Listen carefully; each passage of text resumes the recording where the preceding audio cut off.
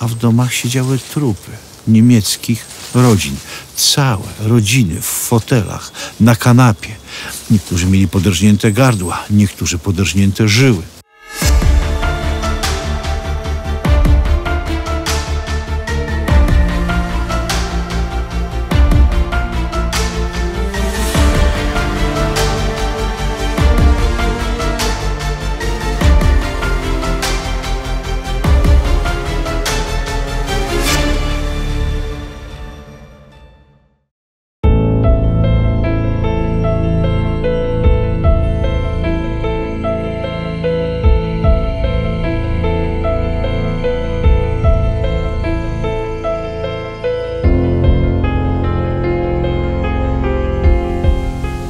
Witam Was serdecznie na moim autorskim kanale Łukasz Kazek History Story.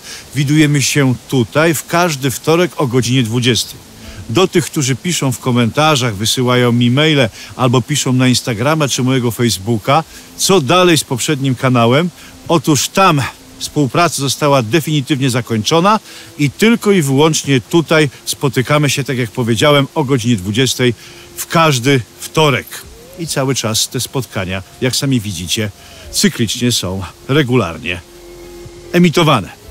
Dzisiaj o fali obłędu, o fali pewnego zjawiska, które ogarnęło całe Niemcy w ostatnich dniach II wojny światowej. Otóż musicie wiedzieć, że 8 maja 1945 roku dla wielu Niemców wcale nie był dniem wyzwolenia i zakończenia II wojny światowej. Wręcz przeciwnie. Wielu z tych ludzi wierzyło w Führera. Wielu z tych ludzi nie potrafiło odnaleźć sensu życia, kiedy III Rzesza się rozpadła. Wielu z tych ludzi panicznie bało się Czerwonej Armii, która nadciągała ze wschodu. Nastąpiło coś, czego do tej pory jeszcze tak gorączkowo i mocno nie opisano. Nastąpiła fala zamknięcia swojego życia, która dotykała wszystkie warstwy społeczne. Rodzice jali swoje dzieci, a potem jali sobie życie. Dziadkowie jali wnuki.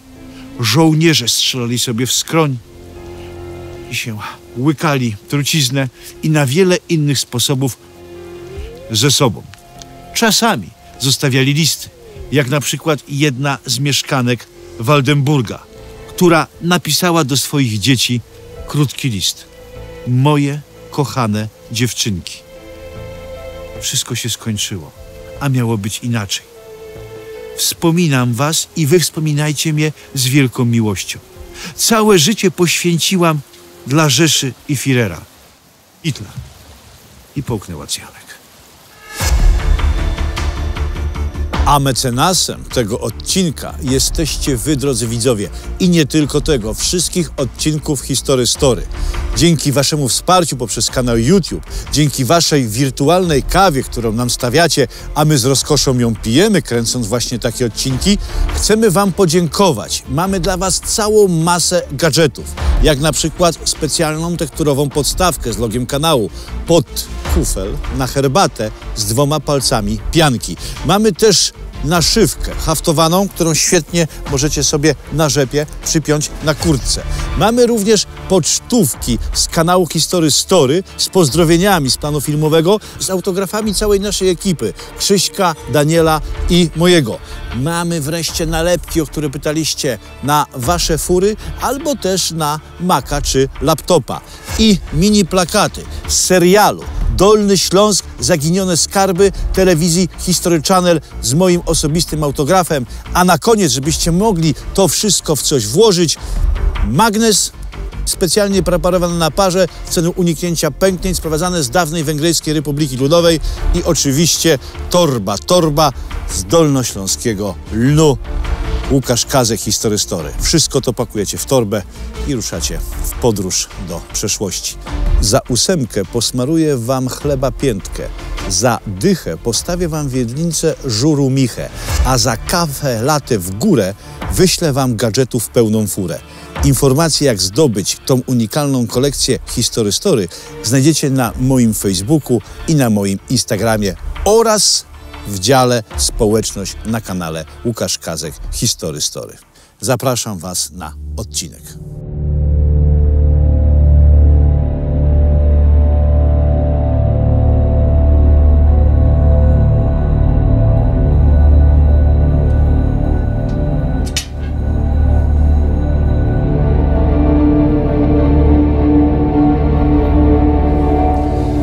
Ludzie panicznie się bali Armii Czerwonej. Propaganda hitlerowska karmiła swój naród opowieściami dantejskimi, że horda Mongołów zhańbi twoją kobietę. Twoim dzieciom wydłubią oczy, wytną język, a wierzących w Boga ta azjatycka dzicz przybije gwoździami jak Chrystusa do drzwi twojej stodoły. Niestety, większość z tych opowieści była prawdziwa.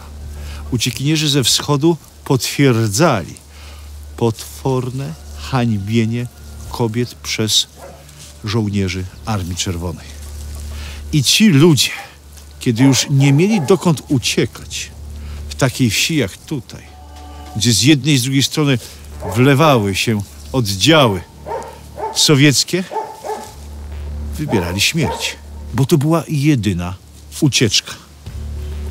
Często rodzic nie potrafił zabić swoich dzieci, więc przed popełnieniem kazał przysięgać tym dzieciom: dziecko, błagam cię, przysięgnij, że... Błagam cię, córeczko, synku, przysięgnij, że weźmiesz truciznę. I bywało tak, że te dzieci słuchały, ale bywało tak, że nie. Stąd właśnie takie relacje, jakie wam opowiadam, od tych, którzy nie posłuchali swojego rodzica i nie popełnili. Bardzo wielu Niemców było uwikłanych w zbrodnie. Praktycznie o zbrodniach wiedział chyba każdy. Oczywiście mogli oni nie znać szczegółów, jeżeli chodzi o Auschwitz albo skalę, ale o tym, że zbrodnie istniały, wiedzieli. Od adwokata, lekarza, sanitariusza, nauczyciela, policjanta, a tym bardziej żołnierza, wiedzieli wszyscy. Mało tego, przecież doskonale wiecie, że oni służyli na frontach. Z frontów wracali do domu na urlopy. Nie opowiadali, co się działo? Oczywiście, że opowiadali. Jest masa dokumentów, które stwierdza, że Niemcy panicznie bali się odwetu. A więc o zbrodniach większej bądź mniejszej skali wiedzieli.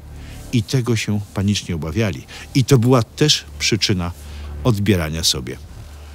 Co jest jeszcze najciekawsze, kiedy Hitler popełnił, zakładamy, powiedzmy, że popełnił w Berlinie, Florian Hubert, autor świetnej książki, właśnie Obiecaj mi, dziecko, że się zastrzelisz, nie znalazł pod koniec wojny praktycznie w żadnych informacji, w pamiętnikach, zapiskach, albo też, jakby to powiedzieć, w gazetach, że ubolewa się nad losem Führera. Oczywiście oni ogłosili, że zginął w Berlinie bohatersko, ale że ubolewają, tęsknią, myślą, tak zakochani przez 12 lat w Führerze, przestali o nim myśleć. Cały mit Führera się rozpadł. Zalewała Niemców pożoga. Niemcy myśleli o sobie i myśleli o tym, jak ze sobą skończyć. To był fenomen w skali II wojny światowej. Fenomen potężnego, zbiorowego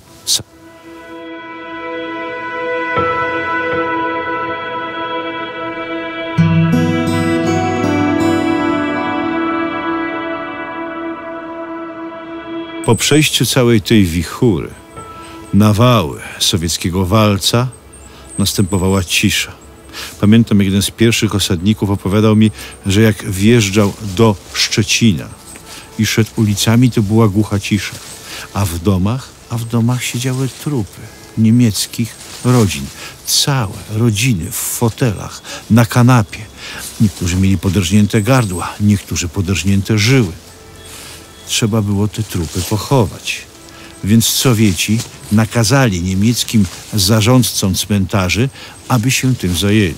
I ci zarządcy czasami sporządzali listy tych. Jeżeli kogoś znali, to wpisywali imię i nazwisko. Jeżeli znali przyczynę śmierci i całą sytuację, również obok dawali taką adnotację. Jest adnotacja o mężczyźnie, zamożnym już takim podeszłym wieku, który dusi swojego rocznego wnuczka. Dusi go poduszką, a potem sam sobie życie. To niewyobrażalne, aby człowiek zamożny w podeszłym wieku zamordował swojego ukochanego jednorocznego wnuczka. Proszę zobaczyć, to jest trudne do wyobrażenia, jaka wtedy panowała psychoza.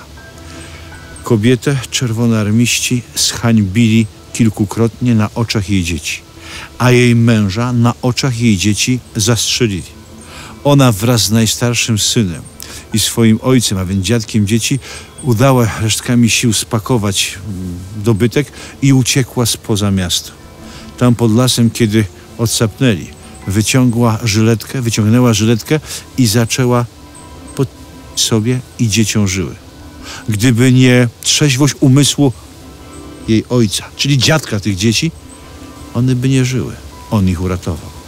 Było tak i tak, jak w życiu, jak ludzie, i jakie ich losy, i jakie czyny.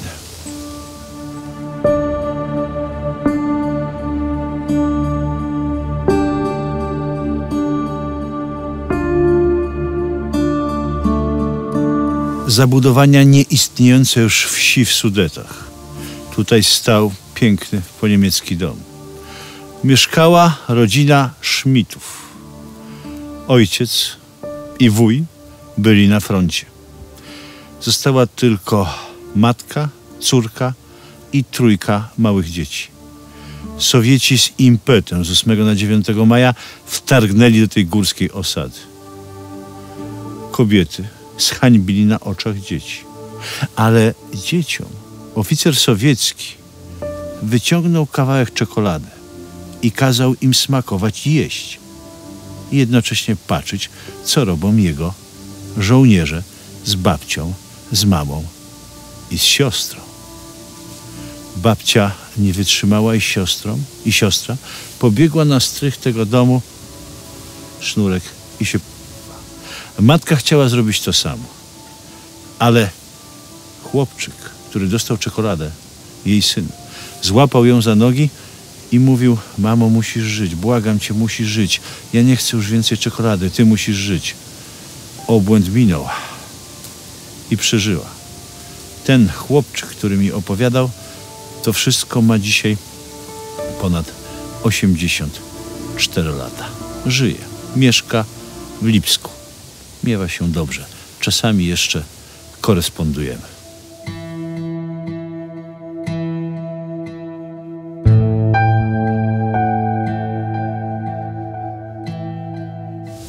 Wacław Krzątkiewicz, robotnik przymusowy, który został wysłany do III Rzeszy na przymusowe roboty. Myśmy też bali się Rosjan, mówię. Oni byli nieobliczalni. Uciekamy i przed Rosjanami, i troszeczkę przed Niemcami, bo przecież porzuciliśmy pracę. Mówią nam, że trzeba uciekać do Amerykanów. Tam powinno się udać. Rosjanie wezmą nas za Niemców. Uciekamy. Jest zima. Co chwilę potykam się o jakieś kubki w śniegu. Non-stop. I potykam, i wywracam. Dochodzimy do zabudowań. Są puste. Stodoła przymknięta. Uderzam barkiem, wchodzę. Jest siano. Ciepło. Zawijamy się z kolegą w to siano i zasypiamy. Rano budzimy się, otwieram oczy, a nade mną dyndają na sznurze. Cała niemiecka rodzina. Języki wyciągnięte, wiszą z głowami w dół. Ten zamek być może pochodzi właśnie z tej stodoły. Nie został zasunięty. Ludzie ci, którzy popełnili samobójstwo, zrobili to szybko, nagle i bezszelestnie. Polski robotnik przymusowy kontynuuje wspomnienia. To był przerażający widok. Wisiały tam dzieci z rodzicami. Człowiek się trząsnął, ale był przyzwyczajony do śmierci. Wybiegliśmy ze stodoły. Pięknie świeciło już słońce. Te kubki śniegu, o które się potykałem w nocy, nie były kubkami śniegu. Były to ciała niemieckich żołnierzy i cywilów tej wioski. Prawdopodobnie Rosjanie byli tutaj przed nami. Tak pomyślałem, wspomina.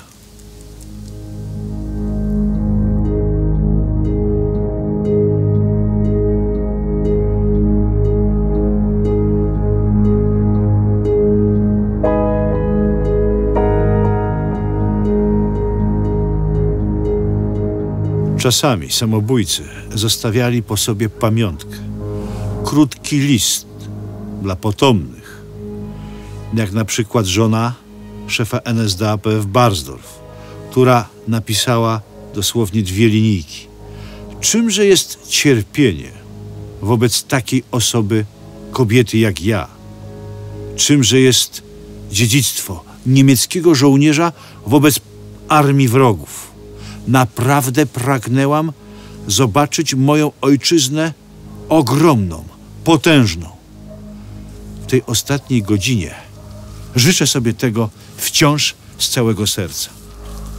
Nauczycielka z Henrichenhau napisała króciutko w zeszycie, w dzienniku dla uczniów, napisała króciutko. Przez 43 lata uczyłam niemieckie dzieci. Pomagałam im w bólu, niedoli i biedzie. Nie wyobrażam sobie, jak dalej żyć. Oddałam całą swoją siłę w pracy na rzecz dobroczynności dla narodu niemieckiego. Nie chcę żyć bez mojego Heimatu. Nie wiem, jak żyć bez narodowego socjalizmu. Nie chcę żyć bez obywatelstwa, zhańbiona przez sowieckiego żołnierza. Kończę ze sobą. A wcześniejsza dopisała na końcu Sieg Heil.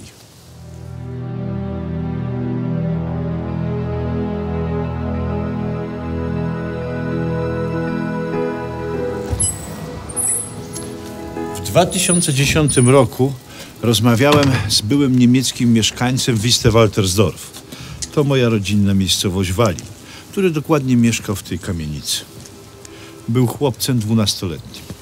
Zapytałem się go, czy pamięta moment ukończenia II wojny światowej i czy bał się Rosjan, którzy wchodzili do Walimia tą drogą z kierunku Dzierżoniowa. Odpowiedział mi, że pamięta doskonale każdą minutę i sekundę i każdy obraz tej nocy i następnego dnia. Powiedział do mnie, że nie bał się Rosjan. W ogóle nie bał się Rosjan.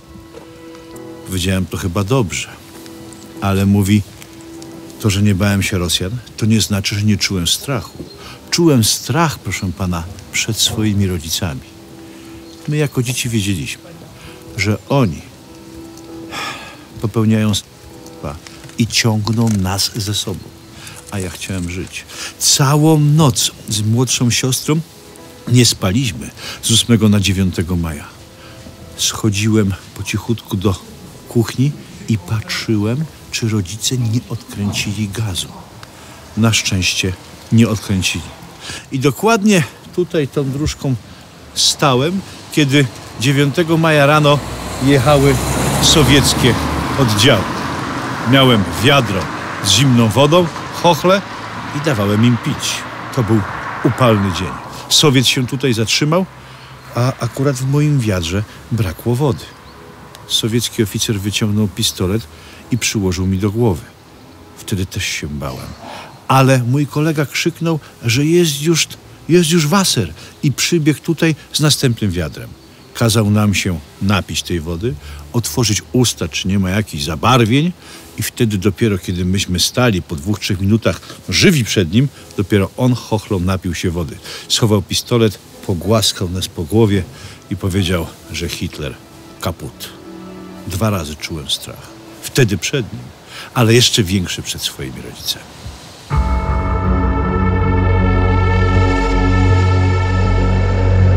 Chciałem wam ogromnie podziękować za to, że jesteście z nami, za każdego kciuka w górę, za suba i za to, że jesteście ambasadorami kanału Łukasz Kazę History Story, za to, że nas udostępniacie, polecacie, a przede wszystkim za to, że stawiacie nam wirtualną kawę i wspieracie nas przez kanał YouTube, co jest bardzo proste.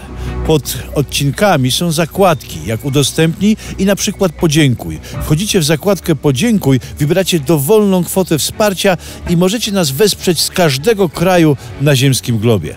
Ogromnie wam i za kawę, i za wsparcie przez YouTube bardzo dziękujemy. Pamiętajcie, bez was nie byłoby nas. A dla tych, którzy wspierają nasz kanał, mamy unikalne gadżety History Story. Tylko dla wspierających History Story.